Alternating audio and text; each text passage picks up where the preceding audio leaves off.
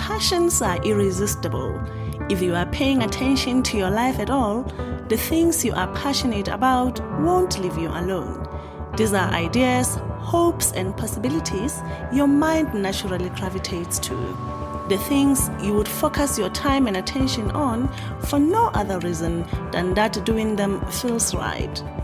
These are the words of Bill Strickland, author of the book, Make the Impossible Possible.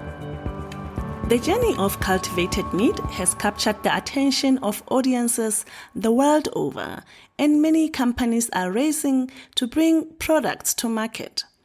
In 2020, Brad Thompson and Tasnim Karodia saw the opportunity to bring the innovation to Africa and create a product that will capture the hearts and minds of meat lovers.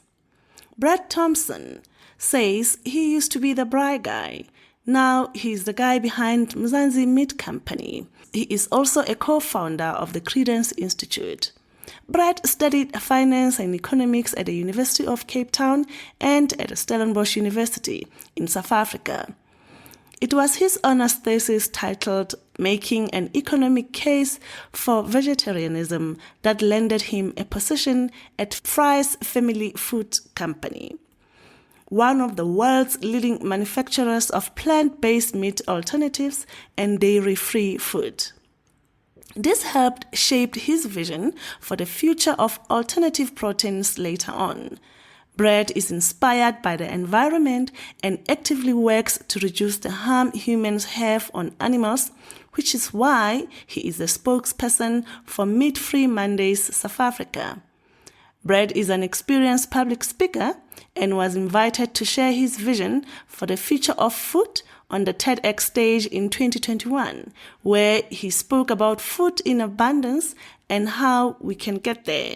He was also part of a nationwide campaign that spread awareness to thousands of South Africans about the benefits of a plant-based diet for the planet and for animals.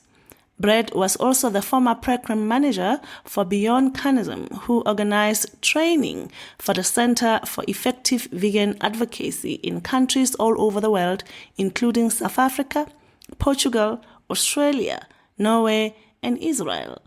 In his previous role, Brad was the global coordinator for Pro-Veg International, an organization that aims to reduce the global consumption of animals by 50% before the year 2040. This is my entrepreneurship journey, a show about entrepreneurs, innovators, and thought leaders. I'm Difo Machele, and welcome. Brett, thank you. Thank you for being here, and welcome to Mage. Defoe, thanks very much for having me. I'm really glad to be here and excited to tell a little bit about my entrepreneurship journey. Yeah, first of all, congratulations. Congratulations on being Africa's first cultivated meat producer, really. Your technology is beautiful, admirable, and altruistic. You are on the side of being kind to humanity, being kind to nature, and congratulations for that. And when I first heard of Mzansi Meat Company and their products, I thought, this guy must be some, veterinarian or biotechnologist or a scientist of some sort. And when I found that you're an economist, I was like, hold on. What a diversion thinker this guy is. Congratulations, Brett. Yeah, thanks very much. I mean, it's a challenging, obviously, industry, and it's exciting, and for a number of reasons. And coming from a non-technical background, I actually dropped out of science in school, so we can start there. But it's been a nice journey up until now, and it's a big challenge trying to tackle the problem of how do you feed another billion people in Africa by in the next 10, 20 years, and hopefully just do it in a way that's better for the planet, better for people, and clearly better for animals. Yeah, yeah. Brett, your company and your idea and your product, how did this idea come about? And what is cultivated meat? I'll start off with the second question first. Okay. Cultivated meat, or cell-based meat, or some people still refer to it as lab-grown meat, is the process of taking a few cells from a live animal. In our case, we use cows, and we've done it with pigs and lamb. But we take a few cells from a cow, and the cow is not harmed, and then we perfectly replicate the conditions as best as possible right now of the cow outside of the cow. Right.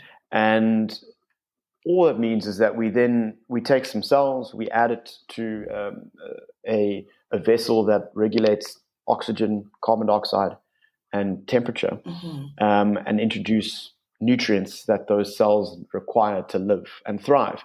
And we then create the environment which stimulates growth and on scaffolding to create structure.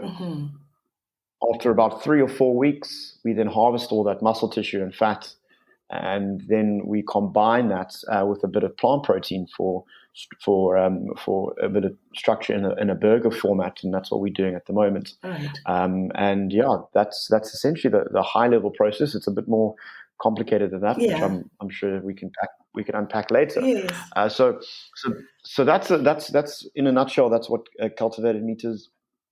In terms of the idea, look, the idea goes back longer than our company and the last 10 years or 20 years. It goes back to actually, I think there's a couple of discussions on who said it first, but Winston Churchill, in one of his books on the future and how he sees the next 50 years, I think it is, talks about the fact that in the future we will only need to grow not the whole chicken, but just the chicken breast, because why waste all the resources to do all the rest, which you don't eat, the bones and all that type of stuff, when you can just grow the chicken breast.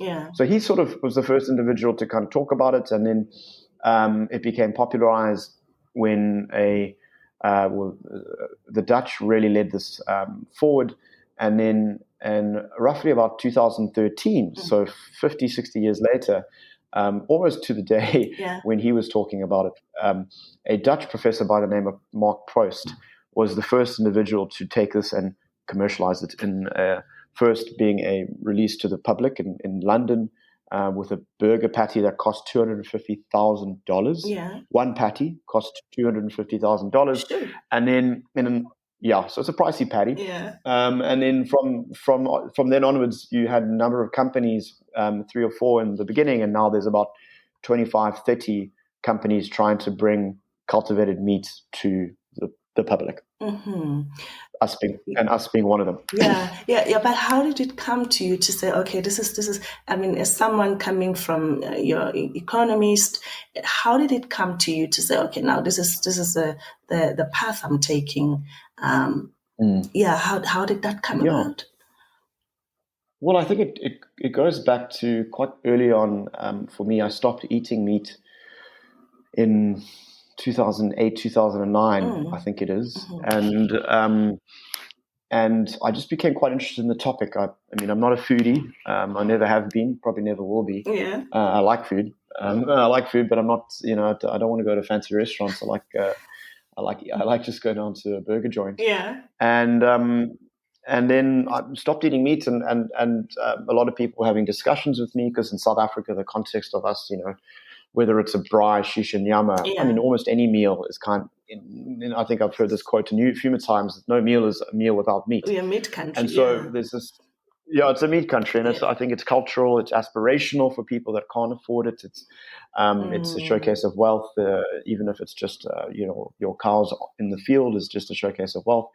And so I had a lot of conversations over the last years, 15 years now, about this topic, and just became really interested in it. And I wrote my economic paper thesis on a case for vegetarianism or plant-based protein, from more of a sort of looking at it an efficiency level, the rates of the input to output of plant protein versus meat protein, and particularly the externalities. I think economists love to just talk about externalities, whether they are positive or negative, and meat is possibly it's one of the most negative externality foodstuffs, and it's not incorporated into the price. We don't pay the real cost of meat, and now I would argue that there's such a benefit from people eating meat personally and culturally and in a social setting that I think that's where we offset that negative cost. Yeah. So anyway, so that was my background, and I was in my early 20s at the time, and I sent this off to a food company called Fry's Family Foods, or Fry's Vegetarian. They manufacture plant-based meats, so meat which is made from vegetable protein. Yeah. And they offered me a job. And said, "Do you want to come work for us?" And you can't be an economist because nobody needs economists, but but you can come do sales and marketing. And that was it. That was the start of that was the first thing I did out of varsity.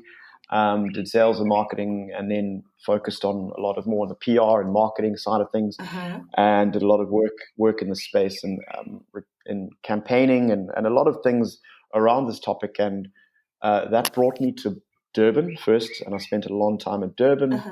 And then after spending time in Durban, I moved to Berlin, and that's where I was working at a food system NGO, one or two of them for a couple of years, and connected with a lot of really interesting people who, from entrepreneurs to people working in government and the like.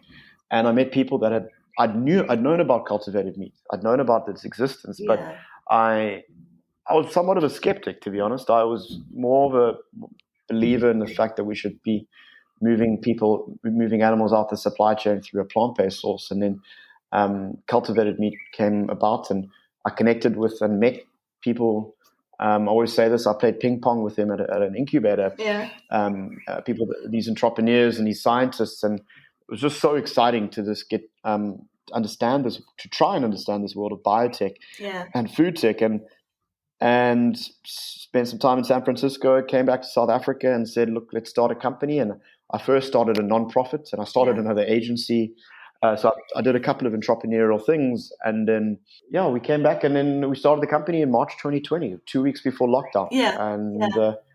That was it. And that's been that journey. So now back to the product for anyone who might have concerns or questions, because it's an innovation for us here in South Africa, let alone Africa. The nutrients now that the cells are fed with in that channel or in the lab, is it like grass? So people understand it's not like hormones. It's not you feed it grass. So I think a good way of looking at it is describing it as grass, and to some degree. So we are just recreating what the cow eats in a way that they don't have to need anything else, these cells. So and what it is basically about 40-50 nutrients that we combine in one package, which is, if you look at grass and if you look at what's happening in our bodies and in animals' bodies, that's what we're trying to do. So it's it's a combination of amino acids, fatty acids. There's salts, there's glucose. When we're growing fat, there's an insulin component to it, and there's a couple of components that are animal derived that we are currently trying to remove while we do our research and development. So it's if you are, it's very much what the grass the animal eats, and we're trying to recreate that in a way which is without antibiotics, which is without some of the other stuff that is maybe found in conventional animal agriculture. Because we can do it in a far more controlled environment. It's not, there's not when you pack a lot of animals into a small space, and whether it's on transport or whether it's in, we see foodborne diseases all the time in South Africa. Yeah. Quite recently, I think it was pig in the Eastern Cape, and we've seen what's happened with other diseases. Yeah. So those are things that we can kind of control for, and ultimately use less of what is required in conventional animal agriculture when it comes to antibiotics. Interesting. Brett, speaking of your R&D that you mentioned, that would presumably be, capital intensive, the trials, the cell cultures and all that goes in it, and maintaining and of the lab itself. How have you handled this challenges financially? It's a massive challenge. South Africa's got a very quite an advanced biomedical industry. We saw that obviously with HIV and our testing there, and then also with COVID. Some of the real leading technology and tech and research that came out of that, and first to highlight new diseases or variants and everything. So the availability of this technology is here. I think that's not necessarily up for debate. The difference is that biomedical is far more expensive than if you're looking to produce food. Yeah. So our challenge is trying to take technology that is kind of born in a lab and then apply it into a food space, which is very different and less technology intensive or high compared to biomedical, but still expensive. So in the beginning, you had two individuals that weren't scientists trying to find. That's how it started, trying to find a lab. I mean, my former partner, Jay, quite literally phoned, I think and emailed almost every lab in South Africa, maybe not that much. But so we were trying to but it's very difficult to find the sweet spot as a startup because there isn't the availability. So there's, wonderful facilities in the private sector with pharmaceuticals and vaccine folk and these big companies like Roche that have these massive spaces, but they're not necessarily looking to go and give a couple of guys fiddling around with cells from a cow some lab space, as you can imagine, and fair enough. And then on the flip side, and also it's just very expensive. So we found lab facilities, but it's like, as you mentioned, it's just frightfully expensive to start one of these things up. You're looking millions of rands to get something up and running. And then we looked at the sort of university stage, and we that's where we got a lot of our talent. So we said, well, maybe we can look there. But then you're looking at a very different environment. There's a lot of how do you protect your IP? There's a question.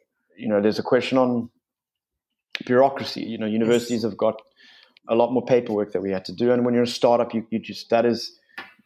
I think everybody who probably listens to your show and is in a similar space, is time is your biggest.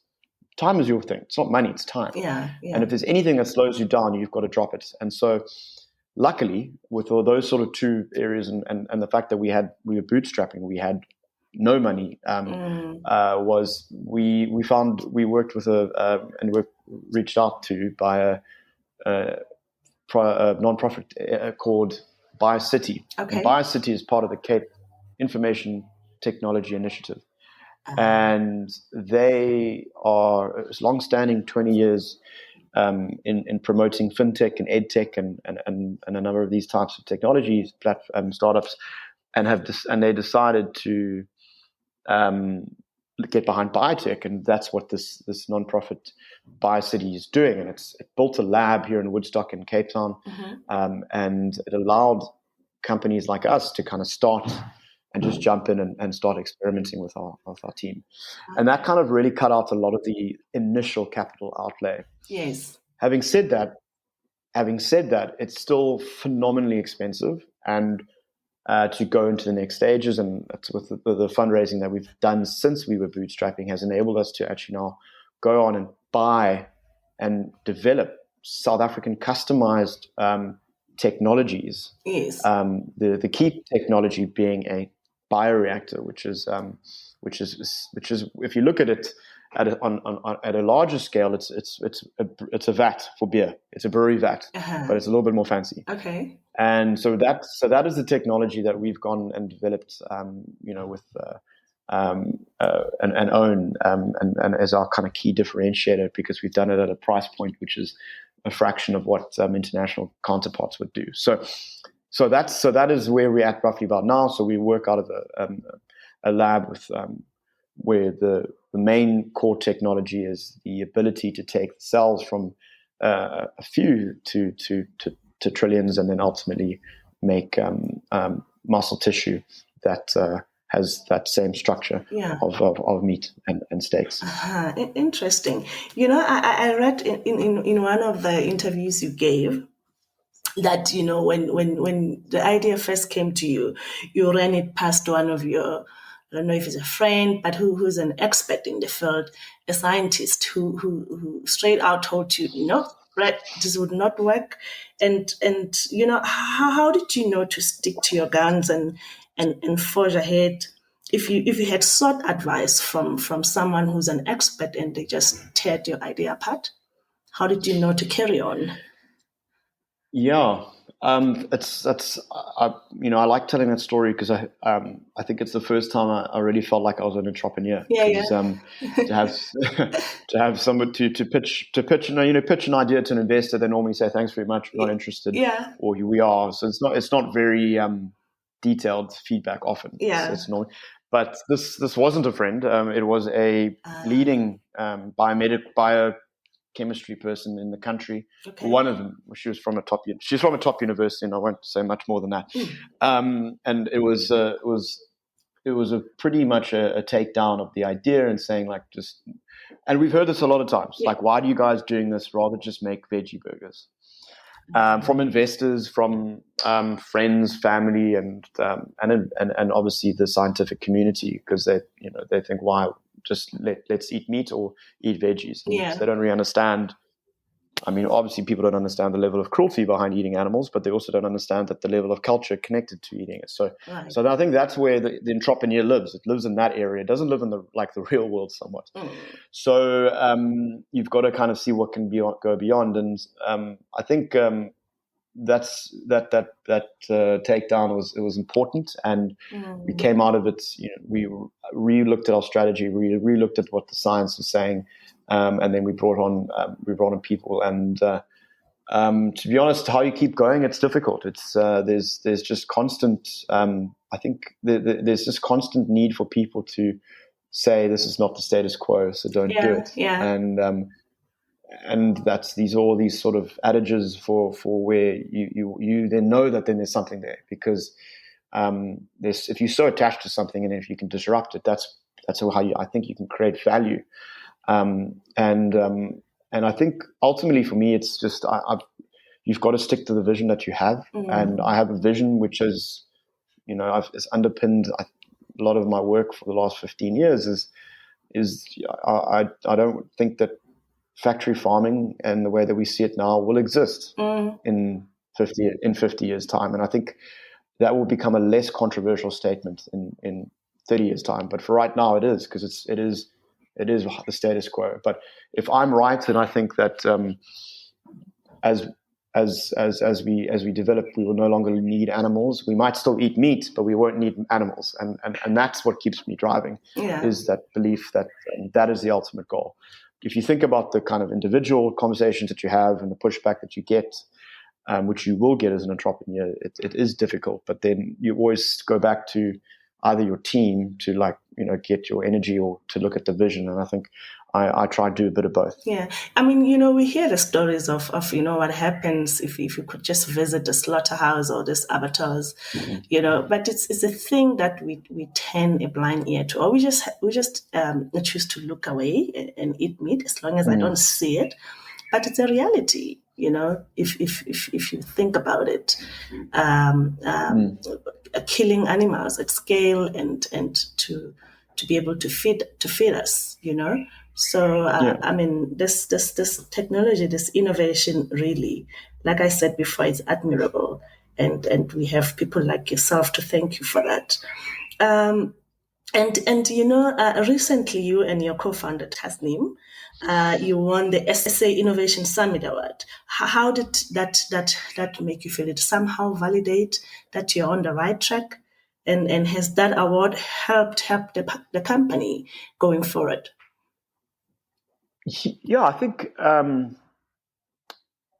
to be recognized by your peers and industry players. So I think there is a validation that does, need to start happening, because even if you've got this belief, this dream, this idea, this product, it needs to be validated and ultimately needs to be approved by your customer. And then initially, as a startup, you don't have the ability, maybe in fintech you do, but in biotech, you don't necessarily have the ability to showcase your product to a customer for quite a while. So you do need to find other ways to source validation. For my current customer still is investors. Like, we are trying to sell bits of our little company to other investors so that we can get bigger and then sell product directly to consumers and in other businesses. And that's kind of how I look at it. And the summit was, it was great. It was quite large, and it's also interesting to note is that fintech. That is, if you look at technology in South Africa and in Africa, if people talk about startups, 90% of the time, maybe more, they're talking about fintech, which is important. And getting financial inclusivity, I understand, is how we get people up and running on this continent. But when you're outside of that spectrum, it's challenging. It's a difficult place to be if you're not in that space, and particularly biotech, which requires that capital that you described in the beginning. Yes. So in terms of that summit, it was good to get up on stage at a food tech program and see that people are starting to recognize the importance of food and the fact that everybody eats, and we're going to have more mouths to feed soon. And then to go out and win it was fantastic. A really good feeling. Yeah. And the journey still continues because the prize came with investment. So we now, that investment component, which is hopefully going to come online pretty soon, it just will enable us to accelerate some of our projects and programs. And what we're trying to do is get our company closer to being able to to produce product at a pilot facility scale. Yes. So that we leave the lab. We need to leave the lab and actually start making making meat. Yeah. And I think, if I look at that prize and obviously the recognition that we got from it definitely got us on the. It was there was talkability and people and credibility that came with it. And for any entrepreneur, as begrudgingly as it is to fill out these competition forms and then stand up in front of 100 people and get grilled by 4 judges. Yeah. You got to do it. You just got to do it. Wow. And it's all part of this journey in the early stage to get you to be self-sustaining and revenue generating. There are a whole lot of ways that you have to create value for your company. Yeah. Earlier you spoke of being in front of investors. You've worked that journey, I'm sure, many times over. What is the advice you would give someone who is now raising funds at seed? They are preparing their pitch decks. They're going to be in front of investors. What are some of the key points that they should include in their pitch, and how should they carry themselves? This is There's a couple of ways to answer this question. It's quite a difficult one. I think I'll try and start with some sort of more high level and thoughts out loud, and then I think there are some specific ones that also I can advise to sort of just there's just research on. There's research and there's a lot of information online to actually go and get these answers for. I'll talk to you from a little bit of our experience, and I think I'll probably talk more from a sort of pre-seed, earlier stage investment when from a South African context, and again I'm referring to my experience in a biotech space, which is different than other types of startups, where you are able to build and with at a quicker rate because you a couple of guys on a laptop that are servicing, getting improving delivery times on food or whatever it is. So, or another dating app, because we know we need another dating app. But anyway, so from our experience, we started. My business partner at the time just put together a pitch deck. We asked for way too much money on an idea, and we just sent it out to the usual suspects in South Africa, and we got quite a lot honest feedback to say, yeah, maybe just refine some things. So in the beginning, I think, if I look back, what we should have done is go for a smaller check size in the beginning, be able to get the right type of investors. And on the journey, I think it's more like it's a way to structure a journey. So I think in South Africa, we've had a lot of success with the angel investors that came on in the early stages. The first 3 to 5 investors that came on, they gave small checks, but they were pretty important. So one was very well known in the space. He's invested in 100 companies. He does small checks, but because he's got 80,000 LinkedIn followers, when he tweeted about or posted about us, lots of people saw it, and I think that was a crucial one. So the first person was somebody that got us just quick validation. He didn't get really much involved. We had a call every couple of months. Then the next kind of person we got was, more silent partners, just gave cash. And then the third or fourth, I can't remember where it was somebody who came and said, like, I want to help you with your structure. So I think, and then he was a former banker, from investment banker, RMB, I think. So what I would suggest to someone is if you're looking at an angel that preceded, put together a kind of group, the archetypes of people that you would like to get on your company early on to help you build a robust plan to go after a large check that's going to give you 24 months of runway. I think that in that 6 months, you want to really get some type of MVP traction. Work with advisors like that, and then go out and execute and then raise on a larger amount. So I think that's more crucial. That would be the learning that I've had. And then if you are in South Africa, it's difficult to engage with investment funds because they are more excited and interested in post-revenue later stage investments. So a lot of VCs will say they're looking at early stage, but really they're really looking at growth stage. And so I think there is more. We've raised majority of our funding from non-South African sources, particularly at the later stage. That's just something to consider for people. And the one mistake that we made, and we still continue to make, and I'm trying to rectify this, is that we look at this later stage, we still are looking at people that are within the industry, within biomedical, who are interested in future of food or interested in sustainability. I think that's incorrect. I think you need to have the people that are interested in you, in your space, but know that they are talking to 10 other people like you who are interested in impact or food, or in my case, food or sustainability and stuff. Whereas what you actually need to do is find the people that are interested in making a return on the investment, and could be from completely outside of the box from what you might expect. And then that advice is something that I've heard and I want to act on, but I haven't been able to do it too successfully.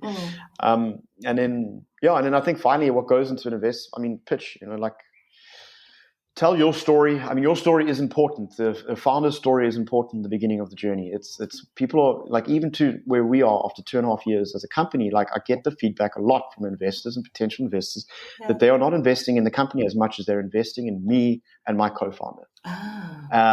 And because we're the ones that are, the buck stops with us. We've got to make sure everything keeps going, and other people are not as committed to your vision as you are, and they will, get it. And for them, it's a job. So I think, yes, it's important to have a great talented team, but, really the investors are investing in that core founding team. So tell your story, tell it succinctly, and connect it to the dots exactly how you think it's going to help you in the future and how this makes you defensible. You've really got to frame your problem correctly. It's got to be if you're looking at your pitch deck or your pitch, it's got to be within the first 30 seconds after you've introduced yourself is the problem, and then immediately what your company is providing as a solution and why it's unique and why it's differentiated. People are looking; they want to match and back an idea that's not going to get beaten. Obviously, people on I think if you start off, I always get annoyed when people say we're the Uber of selling cultures. It's like, what? Yeah, You're not helping. You don't cheapen yourself. I think like really you want to showcase your solution, showcase why it's different. We really just double underline what sets us apart in very clear lines to why it's commercial, like why you can commercialize it. Don't just say it's a great this concept that you want to back. Yeah. You've got to really clearly link the commercialization. I would also, my learnings is that we made ourselves too South African. To be honest, I think today's capital flows internationally. Yeah. And I think you need to position yourselves as being a international player, not a I mean, humans are everybody remote works these days. So like, yes, that's our name is Mzansi Meat. So we made a mistake there on the name, but but that's been a learning, and again, like showcase why that's the case. Like also, if you're a South African company, there's arbitrage. You've got the ability to have a lot lower costs here, and how are you framing that in your pitch? And then I think again, it's a clear one pager on a business model that can just get people's. If they're reading the pitch deck, they need to kind of get it in a couple of seconds. Yes. And then they can hopefully ask you more questions when they do a follow up in person or in a voice call. Yeah. So those would be my main things. It's pretty standard stuff. I think you can find a lot of this on the websites like Y Combinator. I think the early stage, I think it's important to get into. Like I did an incubator program for a non-profit project. In London, it was remote, but it was out of London. Yeah. For 2 or 3 months, I got a bit of a stipend. It enabled me to sort of just focus on this project. And so I think these incubation programs, they often do give you these stipends and stuff, so that you, as a young entrepreneur, or just a new entrepreneur, should I say, can just spend time focusing on your project. Yeah. Because you're not going to be able to quit your day job anytime soon. Yeah. And if you get an opportunity to take a bit of a back seat on your job and focus on something like this, you should take it. I read somewhere, I think on your company profile or on your website, you have a professional taster, a chef. How do they say it tastes like? Is it the texture? Is it fibrous? It tastes like beef. I'm so curious. I think. No, I'm glad you asked this question, because it's the most important one. Is what does it taste like? Yeah. What is the culture? And she was the third person that came on board actually for the company, Absi Panswa. She's a restaurateur and she works with chefs. She's not actually a chef herself, but she's definitely got. She's also the daughter of a cattle farmer. So we wanted to a small scale farmer from Eastern Cape, and we wanted to, like, in the beginning, showcase like proof of concept and credibility. And we thought no better way to bring somebody on who knows food and meat. So we developed a lot of this with her, and then I think the next major breakthrough was that we developed a partnership with Maan and Deli Spices. Mm-hmm. They've got a joint venture. So Maan is a French flavor house company, and from they're a massive company, 150 years old, I think. And then Deli Spices is here in Cape Town, and they're also throughout Africa. Yeah. And we worked with them because we wanted to be the experts in growing the muscle tissue and the fat and that side of the business. And then the food science, that's something that we wanted to, get other people who knew it. And Absi was there when we developed the first patties with the team and all that. And the feedback, we did a tasting. Today is the 18th of November. So we did a tasting last week, Friday, as well. That was the most recent one. And, the experts, the Maan experts have come and developed and said that this is, like for like. It's got the taste, it's got the profile, it's got the aroma, umami, all that kind of things. That meat is not just what it smells like, but it's like tastes like rather. There's so much more. It's the smell, it's the experience, it's the smoke. Yeah. When you cook when you cook a burger, there's that smoke profile that comes through, and so all that was developed with them, and so we've been very excited with that partnership. And, the experts are saying it. And then when we got consumers to do it, which we've done, and not a lot of people have tried our burgers because we can only make such a small amount in the beginning. And, she couldn't believe it. I think she was blown away by the fact that it's exactly like meat, the same texture, the same bite, the same mouthfeel, all that stuff. She actually we did it in front of a live audience. So she got her husband on stage to try it. And then she said, no, her kid had to have some. And so this is all part of the R&D process for us, but it's very important for us to get this learning, and it verifies that we know it tastes good, and that's the crucial thing, and the exciting component is this is version 1. We're going to do cows have been doing this for 10,000 years, and we're just getting started, and we're just getting started, which is really exciting of what we're going to achieve in the next 6 months or the next 6 years. Yes. These are technologies we see and hear of from developed countries like the US. Now it's here, and for me personally, I got to say I'm really excited, and we'll be looking for how much will a patty, presumably how much will it be costing? What would be the cost if I go to a butcher to buy it or supermarket? So obviously, currently the price.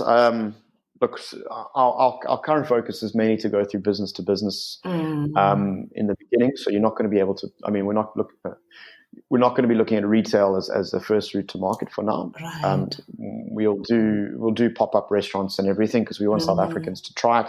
So hopefully that'll be next year. So keep. To your listeners, and if you are in the Cape Town region, just check us out and follow us on LinkedIn and Twitter, and you'll be the first to know. Okay. And you can sign up for our newsletter. You can sign up for our newsletter on our website. Yeah. And then in terms of the costing, the first burger, however many years ago, 10 years ago, was from that company, and the Dutch company was $250,000. Yes. The price has decreased obviously rapidly from then. The patties that we made in the beginning were expensive, thousands of rands. Okay. But the price has constantly halved over the last 6 months to a year. And we're aiming to get it on plate. So that's to the customer on plate for like 150 to 300 rand, which is still expensive. But it's the beginning price. Our ultimate goal and is not price parity. We want to be a better source of protein at a better price. Yeah. That is our ultimate goal. Yeah. And we're confident that we will achieve that in the next couple of years. Yeah. Okay. Interesting. Brad, in closing, what is your favorite book that has inspired you in your entrepreneurial journey?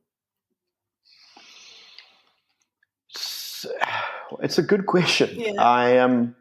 I've been asked this a few times, and